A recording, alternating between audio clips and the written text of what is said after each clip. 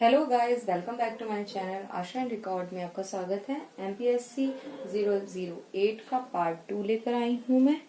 Fourth question का भाषाई राज्यों के पक्ष में तर्क। भाषावादी राज्यों के समर्थकों का यह विचार है कि यदि भाषा के आधार पर राज्य का गठन किया जाए तो प्रतिनिधि संस्थाएं भली भांति कार्य करेंगी और लोकतंत्र के आदर्श सही रूप में कार्यान्वित किए जा सकेंगे। तो ये पक्ष में है कि भाषाई राज्य के जो पक्ष में तर्क दे रहे थे। और एक भाषा सेकंड है, एक भाषा के कारण सरकारी नीतियां समर्थन प्राप्त कर लेती हैं।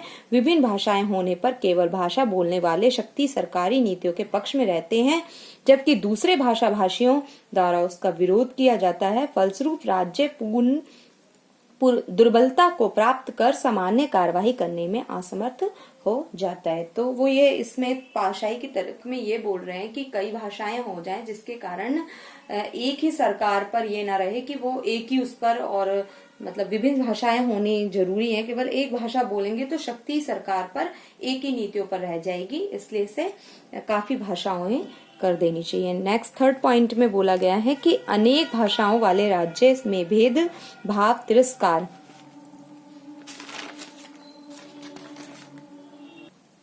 तिरस्कार पक्षपात आदि को प्रभुता होती है, जिसमें एक समुदाय के हितों के लिए अन्य समुदाय के हितों को बलिदान करने की नीति अपनाई जाती है, अर्थात एक पक्ष का शोषण कर दूसरे पक्ष का हित किया जाता है। तो इसमें ये बोला गया है कि भाषा के आधार पर जब अनेक भाषाएं होंगी, सबको मान्यता दे देंगे, तो ऐसा रहेगा कि जो मतलब एक समुदाय जो होगा वो दूसरे का वो नहीं कर पाएगा। अब जैसे हमने पंजाबी कर दी, अभी तो हिंदी राष्ट्रभाषा है जो सभी बोलते हैं, लेकिन हमने तेलुगु या एक कर दी, तो तेलुगु वाले जो पंजाबी या फिर और जो भाषाएं हैं उन पर अपना एक वर्चस्व दिखाएंगे। तो इस वजह से ये पक्ष में तर्क थे। अब भाषाई राज्यों के विपक्ष में तर्क क्या क्या है ये हम पढ़ेंगे। भाषाई आधार पर छोटे छोटे राज्यों की रचना होने के कारण क्षेत्रीय भावनाएं भयावह रूप ले लेती हैं।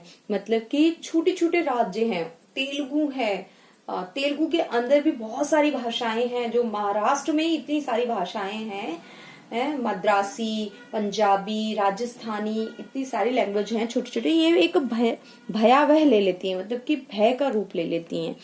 प्रत्येक भाषा भाषी समुदाय अपने अपने क्षेत्र को पृथक प्रांतीय रूप में प्रदान करने की मांग हेतु ऐसे आंदोलन व तोड़फोड़ की कार्यवाहियों का मार्ग अपनाते हैं। फिर क्या होगा कि सभी कहेंगे कि हमारी भाषा को ज्यादा वो दो, हमें अपनी भाषा चलानी है, हमें पूरे देश में अपनी भाषा का वो करना है। इस वजह से आंदोलन होंगे। थर्ड पॉइंट है, ऐसे राज्यों की मांग प्राय क्षेत्रीय भावनाओं और संकुचित स्वार्थों के आधार पर की जाती है। तो जो ऐसे राज्य की मांग जो की जाती है, अब राज्य की भी मांग करने लगेंगे भाषा के आधार पर, हमारा एक अलग कर दीजिए, तो ऐसे संकुचित स्वार्थों के आधार पर की जाती है कि अपना स्वार्थ सिर्फ अपने बारे में वो लोग सोचते हैं। इसलिए फोर्थ पॉइंट है कि भाषाई राज्यों की स्थापना द्वारा यदि क्षेत्रीय भावनाओं को प्रोत्साहन दिया गया तो यह समस्याओं का समाधान नहीं होगा, बल्कि स्वयं अनेक समस्याओं को उत्पन्न कर देगा और इस आधार पर संभवतः देश में 100 राज्यों की रचना भी अपर्याप्त होगी। फोर्थ पॉइंट बहुत ही अच्छा है। इसमें यह बोला गया कि राज्यों की स्थापना अगर हम इस तरीके से क्षेत्रीय, भाषाई और धर्म के आधार पर हम कर देंगे तो ये फिर यह समस्या इतनी समाधान नहीं होगा, इसका और ज्यादा समस्या उत्पन्न हो जाएगी। और इस आधार पर क्या हो जाएगा, देश जो होगा वो 100 राज्यों की रचना में अपर्याप्त हो जाएगा। कि अगर हम 100 राज्यों में भी उन्हें बांटे भाषा या धर्म या क्षेत्र के आधार पर, तो भी हमारा भारत बहुत ही विभिन्नताओं से भरा हुआ है, जो तब भी संभव नहीं होगा। आप प्लीज मेरे चैनल को सब्सक्राइब करें, लाइक करें एंड शेयर करें। Thank you for watching.